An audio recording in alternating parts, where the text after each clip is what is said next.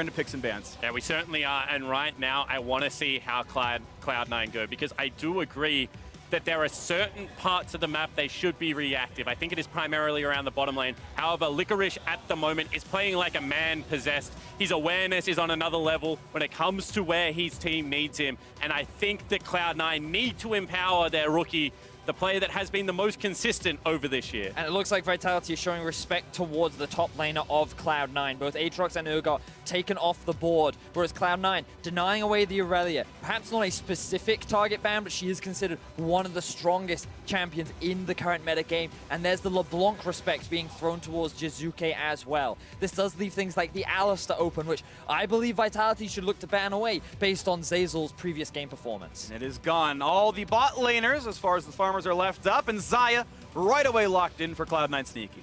Now, G2 answered the Xayah Rakan with things like the Jhin Tahm Kench, but with Tahm Kench taken off the board, do you then look to try and deny the Rakan, or do you find some other answers? Some have considered Morgana to be a pretty solid pick as a response, but we all know some even consider Thresh to be a good answer as well. I was going to say Vitality's Draven and Thresh are available in the champions that have been doing so well for them today.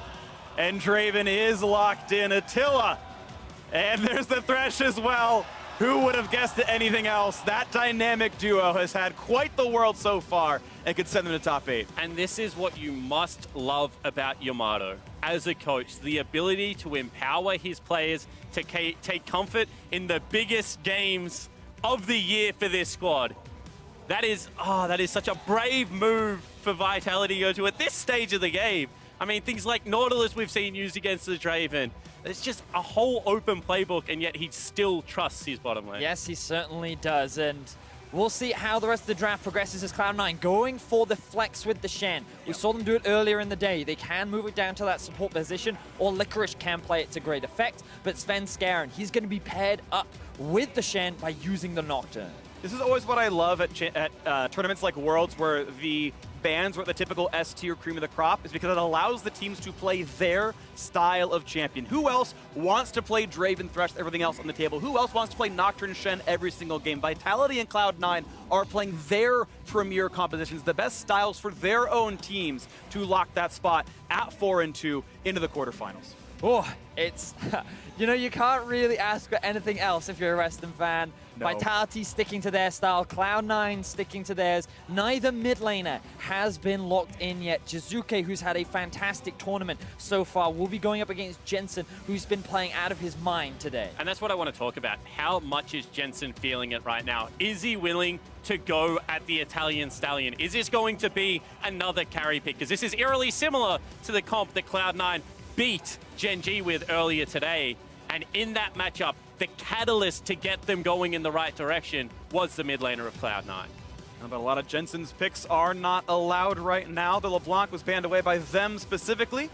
And blinding Syndra can always be scary. That's kind of the benefit of red side, is you can always counterpick at least one of those lanes. Waiting to see if Shen goes bot or top lane. Vitality will have to pick one champion for themselves. Of course, the Scion already there. I expect a jungle next up as we see the Taliyah banned away here. Yeah, I'm curious as to what direction Kikis will go. I'd be surprised if we saw something like the Kindred, but against what is already a pretty strong dive onto the backline comp, that Kindred ultimate can offer a lot of value. He may choose to go for a Lee Sin, but he's actually going a little old school. The champion that we really haven't seen much during the World Championship after his nerf on Reach and Patches. Yeah, exactly. And I was going to say, I just want to see Kikis go something that goes forward. I was looking for a Lee Sin or something like even a Jarvan to be able to take over this game, because if this comp gets rolling in a frontline direction, they are going to be good. But are they all that great at going backwards with the exception of Thresh? Not really the case. Ooh, and Zilean to make the dives even friendly. Does this unlock champions like Akali? Does it unlock harder carries in the top lane? Or does it signal more hard engage with a champion like Ornn with the Shen going in the bottom lane? There's lots of ways C9 can shift this composition from 1 to 2 to 3 carries. Freak, do you really get more Cloud9 than this? Oh! No, you do not get more Cloud9 than this! This is the Cloud9 draft. The amazing record that they had during the regular season. Jensen on the Zilean. The staple Singed top lane for Cloud9. And the Echo! Oh, the one that started it all! Oh. Jizuke, when he got his upset win over Genji back in week 1, it was the Echo. It's his 3rd game on the champion in summer, counting Worlds. And it's now do or die up against C9, and he's got it locked in. And they just throw it all out the window. All the prep, they just get rid of it, and they say, for this game, we go back to comfort, and you have to respect it, because this is how these teams got to this stage in the first place. Yep. They played their style, they played what works for them. They said, forget the meta, forget perfect League of Legends. We're all about picking what we know. And right now, that has gotten both these teams to 2-0 in the second round robin of this group. One of these teams is going undefeated on their road to the top 8 at Worlds 2018. They were not expected to, and yet here they are. And the final pump-up speech, Yeah, you saw it right he's- there. it's The come- wavy, the book. Reapin is like, just come shake my hand, the game's about to start. But Yamato sends his team in with a message, and I think that is going to be maintain the aggression, maintain the game plan. I am so excited, gentlemen. We're going to be jumping into this game very soon. You said it, Freak. The winner of this moves on to the quarterfinals, the first team at this World Championship to lock in top 8. And the last time these teams met, it was probably the biggest comeback of Worlds this year. A massive effort by C9 to take down Vitality there. And I thought maybe that was the only win North America would get from this group. C9 were projected as potentially the number 4 down here, but I have the chance of being number 1. Of course, so does Vitality after some incredible performances from a bunch of year-in rookies. C9 versus Vitality, North America and Europe to lock the first spot in the top 8, and it is comfort down the line for each player. And to tell the story of this Cloud9 squad, having to come in as North America's 3rd seed after a disastrous year, then struggling through the play-in stage. Early on in the group, it looked like they were only going to be able to grab victories off the other end of, out of the clutches of defeat. But today, they've turned it around. They've started that comeback. And maybe the biggest potential. Vitality doing No, this level is 1. insane. They're going to steal away the red buff. Caboshard is going to... He's in behind him. He's just going to kill him. No. He can channel Q onto Zazel. They can get a first blood. I love Vitality's level 1s. It was so good. It was so good against RNG. They're going to try it against C9. Smack into the face. There's the hook. Absolutely beautiful, but Zazel flashes away. Woo! Caboshard, he uses his flash to get in behind Zazel. They set up the trap, but they aren't able to find first blood. It will result in a likely red buff going in the favor of Vitality. But already, NA versus EU off to some bloodthirsty stuff. But it's just a flash for the flash in You're the right, end. yeah, that's the In ironic end, thing. It was very early on. He's going to be able to get back before the lane. They might fight for round 2, however, at this red buff. Yeah, got to see where the Nocturne heads to. Some feathers come out from Sneaky. Knows with his lethal tempo, no one's in that brush, but Sven knows the rebel's being hit. The fight for the smite, and it's, gonna go to Kickus just barely. The pillar in the way is gonna make it a bit harder for Svenskeren, and either way, Kickus at least a full camp ahead. And he's not gonna fight for the Raptors. They're gonna let the one go over. And Svenskeren choosing not to trade. He could have moved up towards the top side, maybe traded enemy red for his red, but now he's like a full level behind because Kickus is able to steal away that red buff along with the Raptor camp. Yeah, that's what I was going to say. Not only the red buff, but the fact that Sven didn't go topside after that. In a matchup with Echo, you lose all control of mid lane push at level 1, and you can see that this is going to become punishing.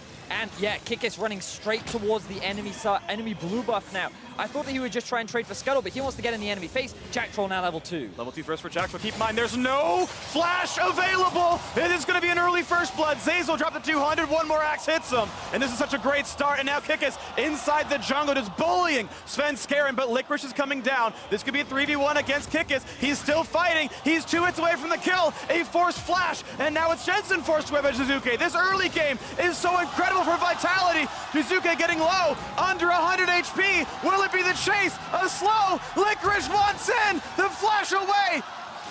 And he's trying. The bomb means first blood. He's gonna go down. Time winds down. Jensen gets it. And Kickus tries to battle ward, tries to get in Svenskeren's face. We're not done. Ooh, that is a bad taunt. The flame means a lot of setup. Zazel dropped to 100. The flash. And Attila catches in for plus 137. What a game. What is this game? Kills all across the board. Flashes used left, right, and center. Oh my We're word. not done! Awesome, We're guys. not done! He's got Smite. This is Fence for sure. And he can walk away. Okay. There's not enough mana to do much for Kikis. All right, let's take a very, very quick breather, gentlemen. Where do we recap? Where do we start? We start at 80 seconds into the game where the flash with the wall from Cabo Shard set up a flash trade. But the biggest thing off the back end of all the kills is that the lanes are starting to go in Vitality's favor. That it is Vitality that has the push across the board, and they're starting to go up in CS. So whilst this game is all about the kills on paper, it's actually the laning phase which is helping Vitality. Now, Jizuke here recognized that he did not have enough damage to get the kill onto Jensen. He thinks that he can use his E to take advantage of where the Scuttle Crab is to get out, then realizes the Scuttle Crab isn't quite where I want it, and then the chase comes down from Jensen and Licorice. Meanwhile, while all that action is happening around the mid lane, Zeyzal tries to taunt Jackal underneath the tower, messes up, and gets chain CC to allow Attila to find the kill, flash in, and get a nice early payday in the 2v2. Really nice stuff by him. The first recall is going to come through for Sneaky as he shoves in the cannon wave. Takes a bit of extra time, but double long sword for him. Attila, of course, going to be a lot richer here and pretty close to his BF sword when he finally pulls the trigger on that recall. You can see he's already got the money for that, plus refillable or any of the small trinkets he wants to pick up there. Now, while we've seen so much action in the early game, we've also got to think about what it means to the compositions of these two teams, because Vitality, Draven, Echo, they want to be ahead. Draven snowballs extremely well with just a tiny bit of gold. Echo wants to be that split push threat. So the sooner he gets those items, the sooner he can move off to a side lane, and the sooner he can do what Jizuke does best. Whereas for C9, you kind of expect them to fall behind in the early laning phase, but the scaling is kind of where they come into their own. Yeah, it certainly is, and they do have the ability to attack side lanes because they do have things like the Singed as well as the Nocturne Shem combo who's going to fly in. It's about being able to pick your time on the map. You don't want to give too much away in response. You have the ability to generate these picks, just needs to be with the right setup. And the first recalls have come off for the top laners now. They both save TP, both the Licorice Singed and the Cabo Shard Shen. They are armed up, they're ready to go if there's a fight in the bottom side. With how aggressive these players have been, this seems likely. Both junglers now shadowing down here. Kick is spotted on the ward, puts down a control himself, finds on the hook. This could be the fight right away. A taunt, a lot of damage. Zeyzal forced on a turret. He's going to stay alive, and no TP's burned. They're going to stay up just yet. But still looking around. Kick, as you can see here behind the side. He puts the TP down. They're going to go for the play right away, and it's going to be a stop. Ooh. Licorice has stopped the Cabo Shard teleport, and that's going to be a cooldown now forced. Yeah, people forget so often that Singed Scoop is now a grounded ability. If you throw it under that teleport, it puts it on the full cooldown. So Cabo didn't cancel that himself. It was Licorice with the heads-up play. Redware, Cabo wanted to be able to go, but still the pressure is on. Still you have the pushing lane and Vitality first to these plays. But that was crucial as well. We will get a replay of what happened. Cabo Shard just going into the brush to try and get the TP, and there it is, exactly as you described, Spawn. The interrupt coming in from Licorice. Huge save towards the bot side, kind of slowing down this snowball from Vitality. No, Vitality aren't really happy to stop right now. Still up 800 gold. They're invading yet again for this red buff the second time around. And Svenskeren sees that it's been aggroed, and he's like, I don't have control of much of anything here. A 3 versus 2 as Zeyzal comes in. Jensen will join, but there's already an Echo. This is pretty good numbers for Vitality. Taunt's gonna land. This could be some good damage. The dodge zone, and Sneaky finds the kill on Kikis. There's no smite left, and Attila can't do much of this. The smite comes through. Svenskeren gets it. Jizuke's around. Watch for the ultimate. He's not gonna go for this one here. Able to jump over the wall and stay safe. But this is the thing, they were first to the play, but there is so much straight line AoE CC that is available in the C9 lineup. And with Jensen already at that level 6 mark, you need to make sure you're not going aggressive. Vitality is playing that game on the razor's edge, and they're tipping off a little bit at the moment. And this ties into what the analyst desk was saying. You don't need to try and force against Cloud9 because you know they're going to do it to you. You just have to be ready to react. And in this instance, they prepared for the Vitality invade onto the red buff, and C9 respond accordingly. They find themselves another kill, but the goal is still very even. This is a nice bit of damage there from Jizuke. Not able to follow through with the Q as it was on cooldown. As Jensen clears the wave, and they're 1 CS apart in the mid side. Top lane +4 for Cabo Shard, and of course, plus a lot down here as Attila's up 23, as I can actually count numbers, and I know what the 10's place is. And when you look at what a 1-3-1 comp is able to do, there's multiple areas you attack. You can either attack a side lane, something like if the Echo goes down top lane or bottom lane, maybe try and take him out. The other area you can potentially look to aggress upon is the mid lane, where the 3 is going to be. We've seen teams like C9 actually in this tournament not respect that, get forced on and go down. They have such a good comp at just being able to run at Attila, at Jack Troll, especially with the grounded of the super mega adhesive. Much like G2 in their victory, Vitality are going to need to play a flawless 1-3-1 to win this game. They certainly are, and in order to do that, the AD carries are going to be vital. We saw how great Attila was earlier in the day on his Draven. Sneaky has been coming up clutch with the Sivir, and I just feel like both AD carries have shown a huge amount of growth throughout this tournament. You can just see, in terms of the damage per minute, in terms of their kills, Sneaky is actually up there because he has been drafting himself those Sivir, those more teamfight comps, whereas Attila is much more about the skirmish, getting in your face, finding those kills. And damage per minute is a great stat until Draven hits you with 1 axe and does 70% of your health, and you can't even fight him at that point. So don't underestimate what Attila has been able to do for the Vitality lineup today, and he is once again building himself a huge advantage in that bottom lane. It's looking pretty good, but the game overall is tied as we wait again for what might happen down on this side of the map. Cloud9, one extra kill making up for farm leads in most of these roles here. Kikis is actually safe, able to walk through this Trubbish. Sneaky could be face checking, puts the ward down, and he has to ult to get away from the hook. And what he's going to wait for here is Jackal's going to knock down the control ward, no problem. Vitality forcing a very big cooldown out of a potential target in that Sneaky Xayah. You can see how much vision Vitality is investing towards the bot side of the map because they want to allow Attila and Jack Troll to just keep pushing in this 2 versus 2. They're very conscientious of the potential Svenskar and gank, and they're doing what they can to mitigate it. Looking good for Cabochard as the Summoner Spellbook goes over to Summoner Heal, and Licorice keeps himself healthy enough as TP back available for too long. And we wait to see what comes next for this one. Still very tight in these teams trading blows. The first major move now for Vitality, or I should say second after the first couple of kills, is this Infernal Drake going over without incident, and Team Vitality pulling a small lead in the first 10 minutes. And they've just done a beautiful job of repetitively visiting this bottom lane, putting them under pressure, shoving into the turret, which allows Kickers, this time not an aggressive invade, but the Dragon, and this time it isn't contested. Cabo now takes all of the pressure he's built top lane, tries to float it towards mid, now looking to pressure onto Jensen as well. They really do play an impactful, you know, high-pressure game. And it seems like it's going to be no different this time against Cloud9. Well, looking bot lane once again, they saw Svenskar on top side by a Scuttle. They can infer his path from there, and Kikis is already on the way down. There's a ward, but it doesn't see him now. It does, and they're aware of what the dives could be. Jensen can TP, Licorice cannot, but Jizuke can join as well. There's the pillar, and there's a nice hook on the front line. This could be big damage. Zazel forced away. He might go down. The stopwatch buys a few seconds, but Jizuke's on the case, and he ults right back out. Another kill in the tower dive for Vitality, but there's a re-engage. C9 not going to get the fear, though. Kikis holds the front line. The bomb's not going to land for much. The flash forward. Licorice wants in. They're grounded. And go to your room. Vitality going to lose too. Nice pickups there as the revive comes in. C9 win that trade. And again, the reactive playmaking from Cloud9 enables them to come out ahead of Vitality. Cabochard did not have his TP available because it was interrupted versus the cancel of Licorice. He could join the fight in the bot side of the map. And because of the stopwatch coming out from Zazel, he bought enough time for Vitality to overcommit for too long to allow Licorice to come in and C9 find themselves 2 kills. And this is the danger of the win-all play. They don't try to force them off the turret. They're not looking for the first brick. Instead, it is just out-and-out aggression. It looks fantastic, as you mentioned. It starts off with a pillar into the hook combo. They have the earlier rotation from Jizuke coming down, but the aforementioned stopwatch, the teleport in from both members of this Cloud9 lineup quickly turns that fight. Yeah, it certainly does. And you can just see how the slows as well from Jensen to then setting up this double stun bomb was beautifully executed.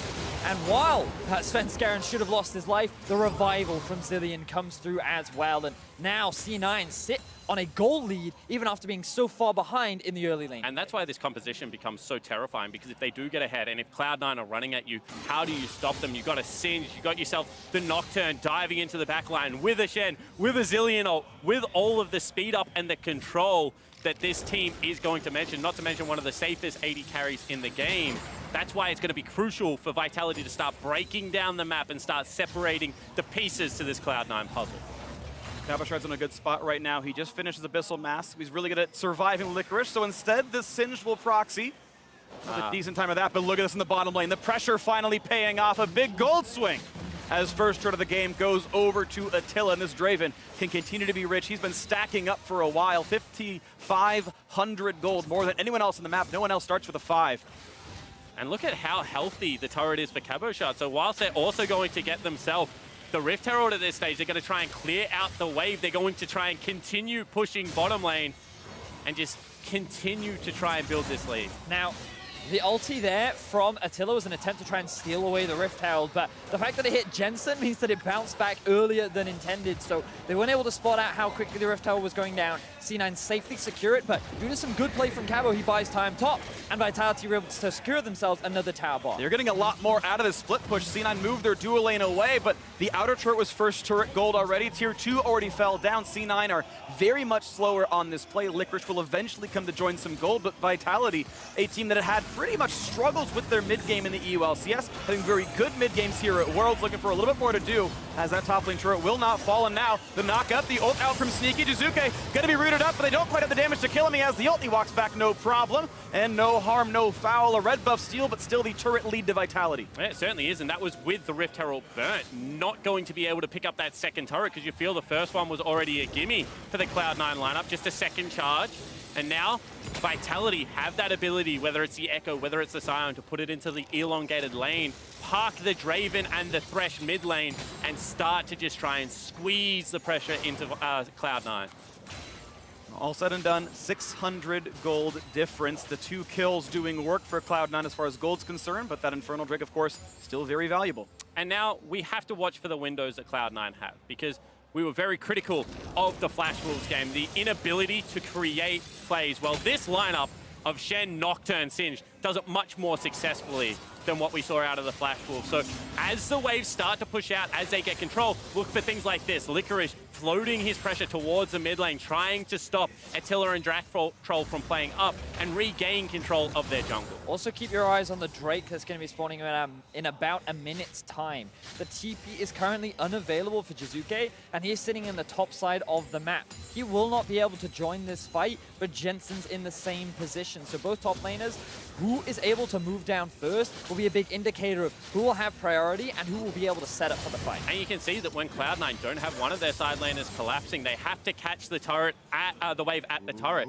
And the amount of pressure that they now gain on the side of Vitality, clearing out vision, setting up good control for Jizuke. And if they're able to continue that around things like Baron, things like these dragons that are spawning, it just becomes a matter of time before Cloud9 feel like they have to check one of them and then can lose.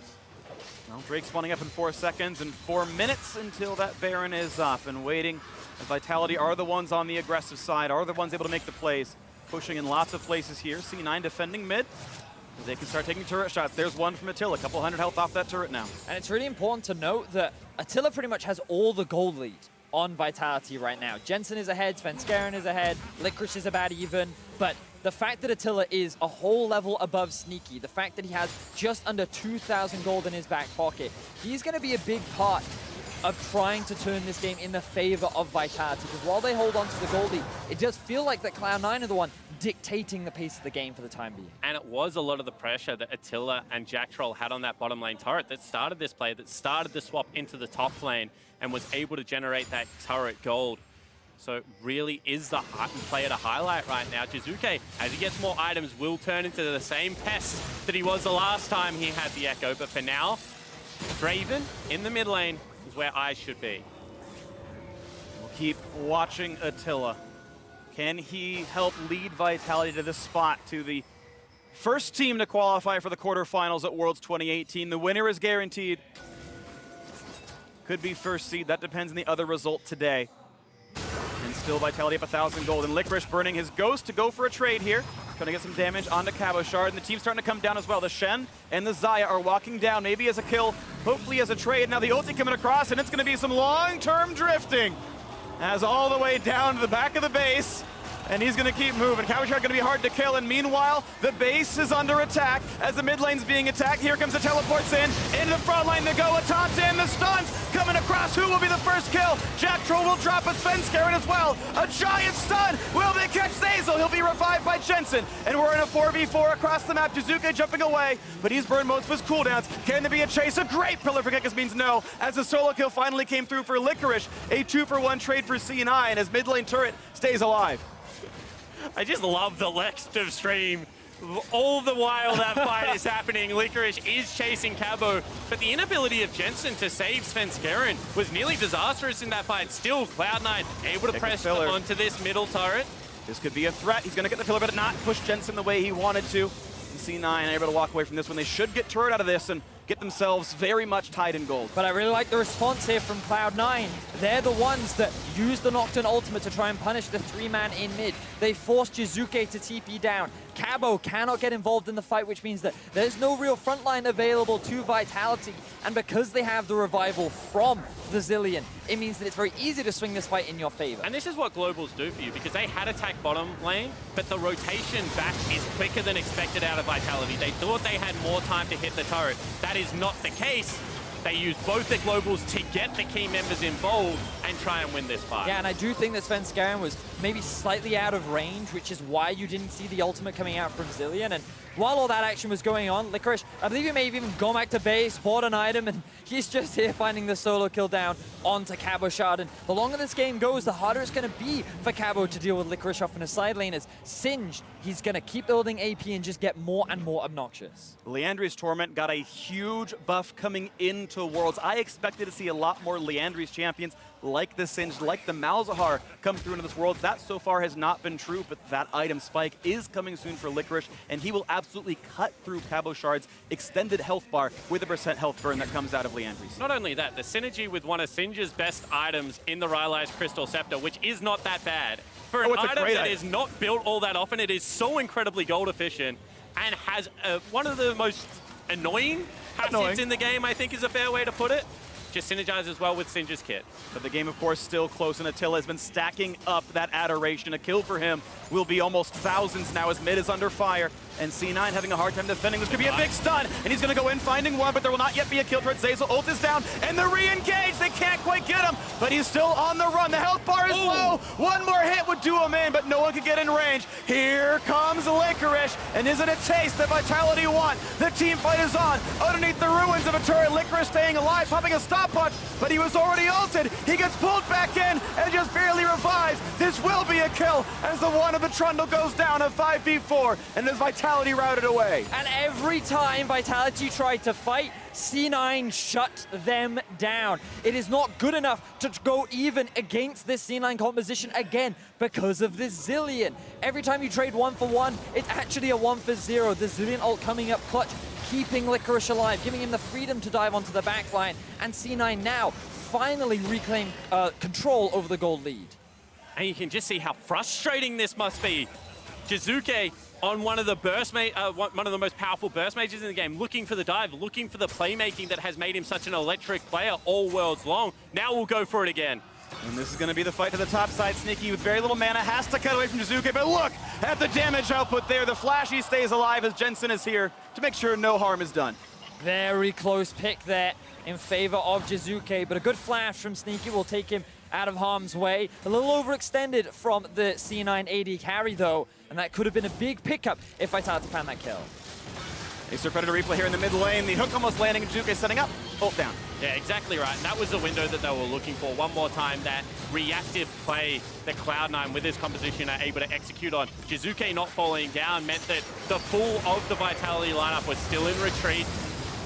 Licorice able to re-engage and just be a nuisance. I mean, stopwatch into the revive, still able to continue pressure as a frontliner. And look at the zone he creates along with the Zillion bombs, allowing the rest of the Cloud9 lineup to press into that area. When Jizuke's that low, Vitality just don't have the space to fight. And of course, after that fight, we saw Jizuke in the side lane. The 1-3-1 we're talking about, he forced a flash and a TP just for being there and got some really important cooldowns out of C9. These ways to win fights are still in both these teams' hands. And that's why I'm saying that Cloud9 really need to understand where their windows are.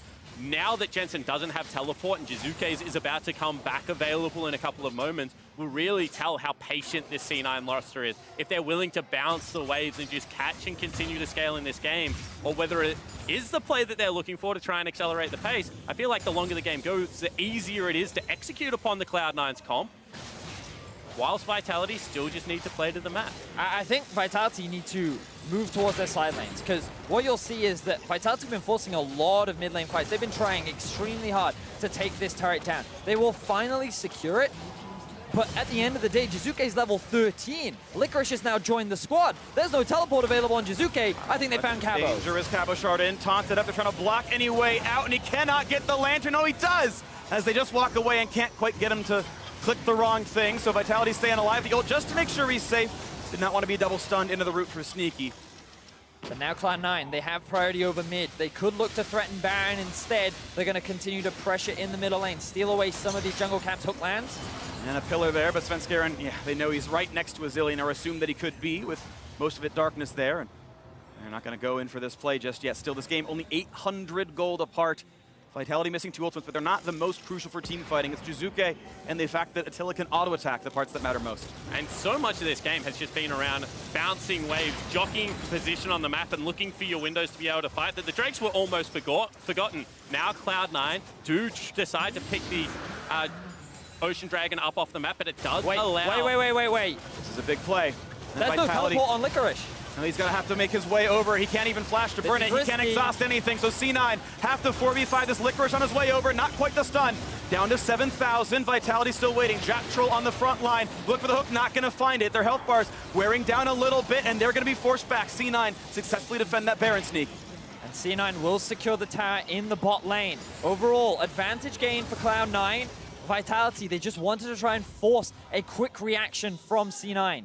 They weren't quite able to get much off the back of it, though, and Vitality forced to back off. And you feel like this game is about to explode. C9 now lose their outer ring of turret. The same is mirrored on the side of Vitality. We've already talked about the control playstyle. Well, Attila got a Draven kill at about 4 minutes into the game. Since then, now has 260 CS. I think the next one's going to be a pretty impactful one for how the rest of the game plays out. And everything right now just hinges on that one play. He has over 600 stacks. Yeah. If he gets a kill, I'm going to assume that's a lot of gold. 1,200, I think, plus the kill credit. I believe it's 2 gold per stack. Not much of a Draven player myself, shell-shocked and all that. I want to point out a very small thing. Licorice spellbook to cleanse and popped it immediately in base, so he cannot switch to smite for a little while here in case there is some kind of crazy Baron play. He's just chaining through summoners to get cooldowns back. And speaking of him, also now has gone for the Shrelia's Reverie, trying to find those hard engages, to put the goop down, and try to cut half those stacks off of Attila. Also note how Sneaky is now caught up in experience thanks to the passive of Zillion. Even though he was put hard down in the laning phase, even though he's still 50 CS behind, Jensen is 2 levels over Jizuke, while Sneaky is now even with Attila. And this experience difference is going to mean a lot for the side of Cloud9, because Jizuke doesn't have the same threat that he had in the previous game against Gen G when you're 2 levels down against your lane counterpart. The items, though, are still growing for Jizuke, and yes, potentially Jensen can land the ult and revive a target, but Sneaky has not bought any MR, but we're already on Lich Plane, plus even more. Now Jensen's in danger, has to flash away the hook, not quite gonna land. What's the re-engage look like, though? A giant stun in the front line. Cloud9 got there first, and it's time for Cabochard to run, but first the turnaround, a big play for Jizuke. Does he get the assassination? Sneaky's running, but he's staying alive and finally shut down. Without the carry, that's huge. Jizuke got 2, they've got control! And the Italian Stallion does it once again. He dives onto the back line. He takes out the bot lane of C9. Now Vitality posturing around the Baron. Extremely risky decision as Cloud9 still very healthy. No ult yet for Jensen, but coming up quickly. And Vitality are hurt. It aggro's Baron. They're going to be pushed off the goop. They go for the play. They're going to try with Licorice. The pillar's in the way. Cabo has flash. He's going to get pulled back over the wall first. And will they get this kill? It's going to be close. The health bar running down. And he will actually drop C9. Manage to tie up the team fight. And with the top laner dead for a very long time, it's actually power play C9. 2 for 2 overall in the kills. Jizuke, yes, he does get a lot of influx of gold, but now Svenskeren, I believe he's hiding in that brush. I don't know if he wants to take this. They're looking for the fear. Jizuke does not have the ultimate. He does not have a way out, and he's shut down. And now both solo laners are dead. You can see teleport coming in right now. Cloud9 want to keep rolling with this one. It's kills or it's Baron. The pillar means kills aren't very likely. The hook to buy a few more seconds. Yes, Kikis can go for the smite, but the flash is down. If they were tracking, they know it. This is a 5v3 for 8 seconds. Teleport available for Cabo Shard, and the ward over the wall to get in the pit. We'll see if they're going to try, though. Licorice tries to build some space, and they're still wearing it down. Kikis, can he get in smite range? The flash in. He looks for Attila, and he's completely gone. A rampage for Jensen, and they camp the TP. They cannot join this fight, Vitality, as Kikis heals up on the Licorice side. And Cloud9, if they take out Kikis, there is no potential steal. Jack Troll, I don't think he's going to be enough. C9 looking to secure the Baron. He's slowed from too far away. They're going to get the kill. They're going to get the Baron. Cloud9 might just punch their ticket to quarterfinals. What a beautiful series of play from Cloud9. The flawless turn, the execution once again on point. And now with 3 members still dead, they can continue their push.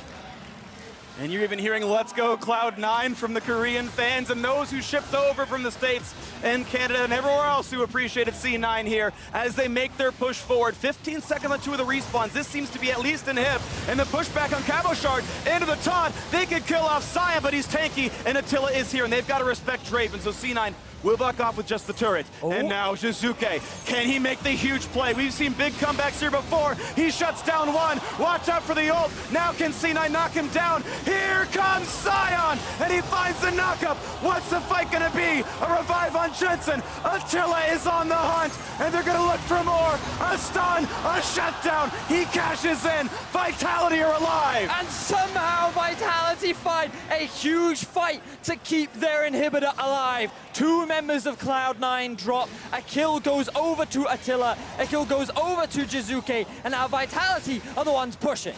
About 30 seconds to play with 5 versus 3. There is a lot to do right now, and they're hunting Sneaky. This could be a catastrophe for the North American squad as Sneaky will try to empowered recall. The pillar, it caught him, and Sneaky has no way out. He is certain to die as they're going to try to make sure Draven can cash in, and Attila's even richer. And for the second time this game, Sneaky is caught in a side lane. No Jensen this time to save him. Gives another 40 seconds for Vitality to continue the play. Exactly that, Spawn. 40 seconds, no AD carry. C9, they had the Baron. They had the base of Vitality in their eyes and a quarterfinal spot. But with a huge team fight from Vitality, they're now the ones pushing. They have Cloud9's inhibitor in their eyes. And at this point, the Baron power play is less than just Baron itself. So huge by Vitality to answer back into this one, and they're still going. 10 seconds on the respawn for Xayah, but there's no wave left in the mid lane. Now the Drake has spawned, and I believe both teams are just gonna disengage